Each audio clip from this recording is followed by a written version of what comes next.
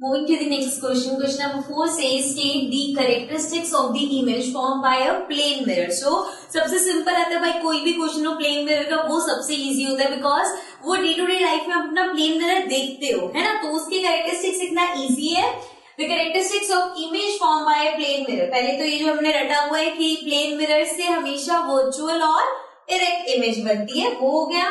Behind the image, image बनती कहाँ है, sorry, behind the mirror. So image is formed behind the mirror. Then size of image is equal to size of object. जो जैसे अगर मैं mirror के आगे हूं तो जो मेरा साइज है वही वहां पे दिखेगा, ऐसा नहीं वो बड़ा या छोटा, लंबा या ऐसे करके चेंज होगा. So size of image is equal to size of object. Then laterally inverted image. Laterally inverted मतलब लेफ्ट राइट इन्वर्जन जो होता है, जैसे जो चीज लेफ्ट में है वो राइट अपीयर हो रही है, जो राइट में है वो लेफ्ट अपीयर हो रही है. जैसे कि आपने देखा था, अगर आप कुछ हाथ में पकड़ के कुछ पे लिखा हुआ मिरर में देखोगे तो वो सब लेटर्स उल्टे दिखेंगे. एंड इससे मिलता जुलता क्वेश्चन है हमारा नेक्स्ट 5th क्वेश्चन है, find out the letters of. बहुत लंबा सा क्वेश्चन था जिसका मीनिंग है कि आपको ऐसे लेटर्स निकालने हैं इंग्लिश में या किसी और लैंग्वेज में जिसको जब आप मिरर में देखते हो तो वो एज इट इज दिखते हैं. सो ए ऐसा है, अगर ए को आप मिरर में देखोगे तब भी वो ए ही अपीयर होगा. जैसे कि देखो, अगर बी है,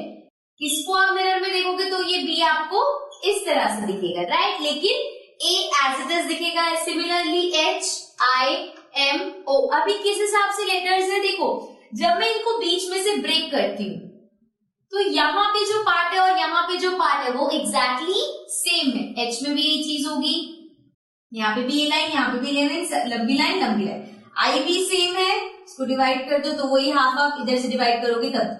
यहां से देखोगे तो ये पार्ट सेम, ये part same. O B similarly, T, I, T same जैसे यू, बी, डब्ल्यू. सो ये कुछ ऐसे लेटर्स हैं जो आपको मिरर में एज इट इज दिखेगी, क्योंकि अगर ये इन्वर्टेड भी करते हैं हम इनको, लेफ्ट राइट इन्वर्जन भी होता है, तब भी वो सेम अपीयर होती है. एक्सेट्रा इसलिए लिखा गया क्योंकि यहाँ पे ताकि और लैंग्वेजेस में भी हो.